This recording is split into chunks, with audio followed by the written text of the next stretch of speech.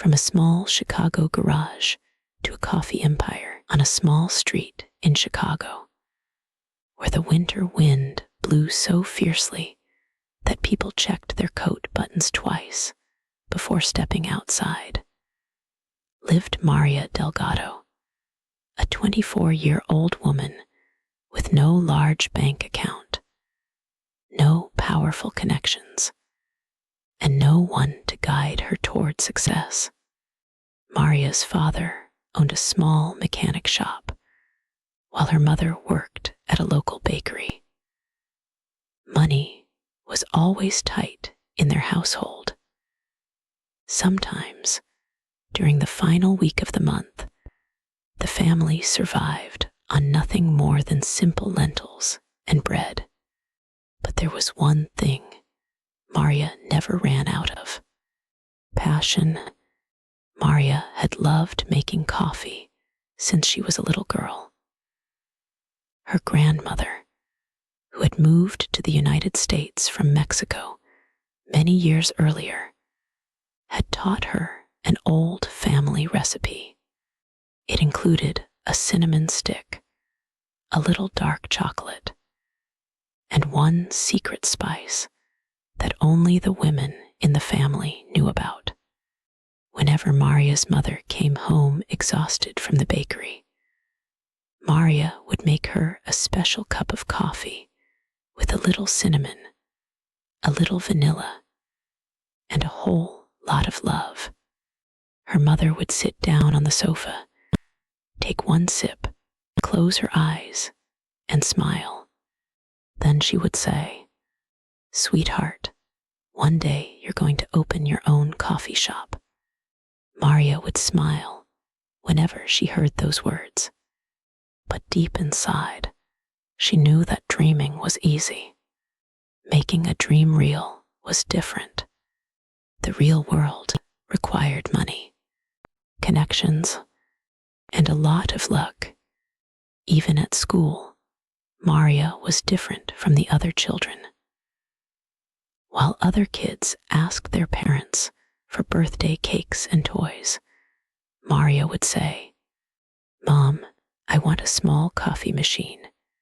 Her teachers were amazed by the way she talked about flavors, aromas, and different types of coffee at such a young age. But Maria understood reality. A dream was not enough. After graduating from college, Maria got a job as a junior assistant at a corporate office. The salary was decent. The job was stable, but something was missing. Every morning, Maria would sit at her desk with a cup of coffee in her hand and stare through the office window. It felt as if another life was waiting for her somewhere outside. Then one day, everything changed.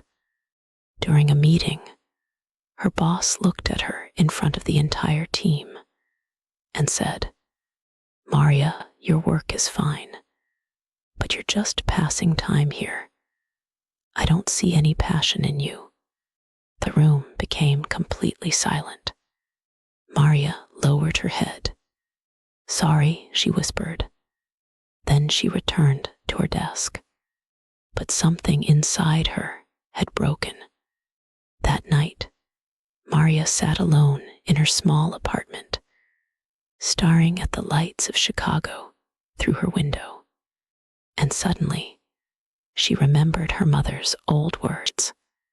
"One day, you're going to open your own coffee shop." Maria picked up her phone. She opened her savings account. She had only $3,000. Then she started making a list. Coffee machine, rent, ingredients, cups, licenses, packaging, marketing, employees. She kept calculating and calculating. The entire night passed without sleep. At 6 in the morning, with exhausted eyes, Maria finally made her decision. She was going to quit her job. When she arrived at the office that morning, she walked straight to her boss's desk and placed her resignation letter in front of him. Everyone tried to stop her. "Are you crazy? You're leaving such a good job. Think about this carefully." Even her father said, "Maria, don't make a decision you'll regret." But this time, there was no doubt inside her. Maria had made her choice. She had only $3,000 in savings, so she turned the small garage at her family's home into her first coffee laboratory. Every morning at 4 o'clock, Maria woke up and started experimenting. Sometimes the coffee burned. Sometimes it was too bitter. Sometimes the flavors were completely wrong. But she refused to give up. For 3 months, she experimented again and again. Then finally, she created something special, a unique coffee blend inspired by her grandmother's old Mexican recipe. Cinnamon, dark chocolate, a touch of vanilla, and that secret family spice. Maria gave it a name, Abuela's warmth, her grandmother's warmth. One morning, Maria's father walked into the garage. He watched her carefully as she prepared the coffee. He took a sip. He didn't say a word. He simply walked outside. Maria thought he was still disappointed in her. But 2 hours later, her father returned. In his hands was an old but clean second-hand coffee machine. He had bought it with his own savings. He placed it on the table and said, "Now try doing it properly." Maria's eyes filled with tears. That was the first moment she truly believed her dream might become real. She rented a small stall at a local farmer's market in Chicago. On her first day, she sold only 12 cups. The second day, she sold 20. But something unexpected happened. People started coming back. Then they started bringing their friends. By the third week, customers were traveling from different parts of the city just to taste Maria's coffee. Then a local food blogger tried Abuela's warmth. The blogger wrote about it online. The post spread quickly. Suddenly, people were talking about Maria's coffee everywhere. Orders started pouring in. Soon, Maria couldn't handle everything alone. She called her old college friend, Sarah, and asked her to join the business. Together, they rented a small space. It was no longer just a garage experiment. Maria finally had her first real coffee shop. But success came with a price. A large coffee brand that was already famous across the city noticed Maria's growing popularity. Instead of competing fairly, they launched a negative campaign against her. Rumors began spreading that Maria's coffee was prepared in unhygienic conditions. It was completely false, but people didn't know that. Customers became nervous. Orders that had once exceeded 200 a day dropped to just 40 or 50. Sarah became worried. They had recently paid 2 months of rent in advance. Their savings were disappearing. They were forced to let go of the 2 employees they had hired. Maria began spending sleepless nights reading negative comments online. These people will do anything for money. I heard their shop isn't clean. Don't trust this place. Every comment hurt because Maria knew the truth. It was all a carefully planned campaign designed to destroy her small business and push customers back toward the bigger coffee company. One night, Maria called her mother. She was crying. "Mom, maybe I made the wrong decision. Everything is falling apart." Her mother listened quietly. Then she said, "Sweetheart, when the wind becomes strong, a flame doesn't always go out. Sometimes it simply bends. You can bend too. Just don't let yourself go out." Those words changed Maria's mindset. The next morning, she decided to fight back, but not with anger, with the truth.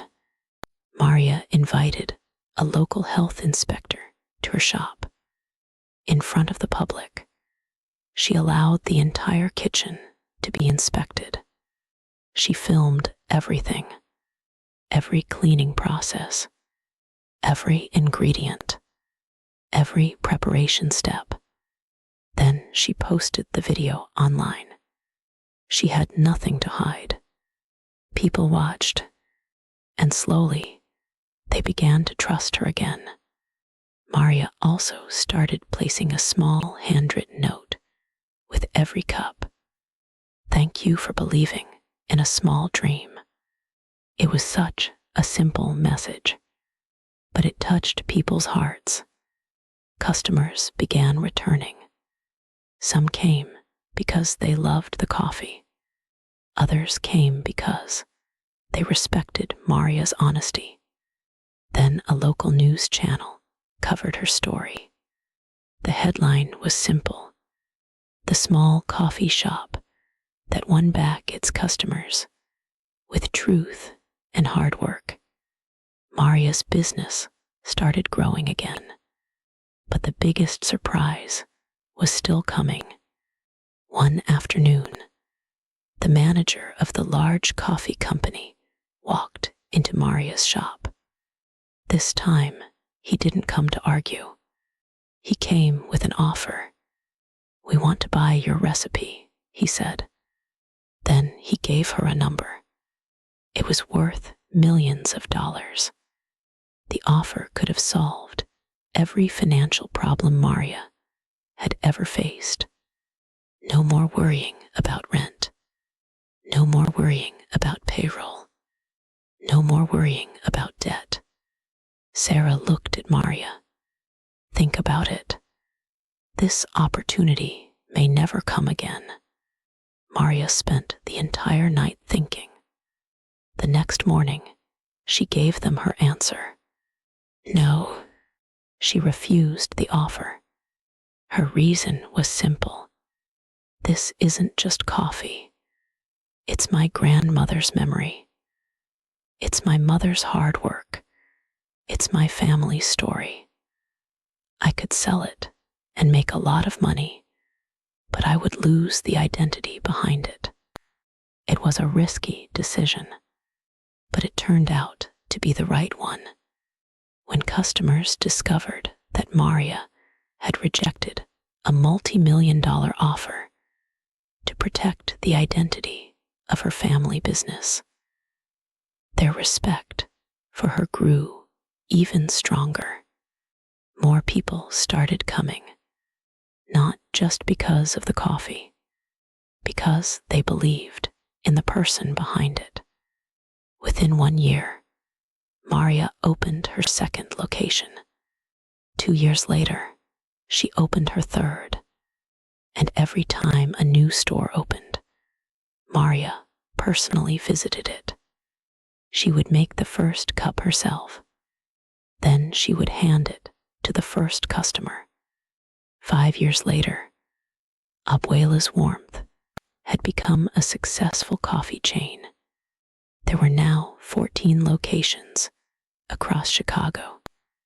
The company also shipped coffee throughout the United States. More than 120 employees worked for Maria, and many of them were people who had struggled in life: single mothers, college dropouts, immigrants trying to build a new life in America, people who had been rejected by other employers. Maria gave them opportunities because she remembered what it felt like to be given a chance. She often said, "I give people opportunities because someone once gave me one." Sarah, who had been beside Maria from the beginning, became her co-owner. Their names appeared together on the company's official documents. It was a reminder that some journeys are too difficult to walk alone.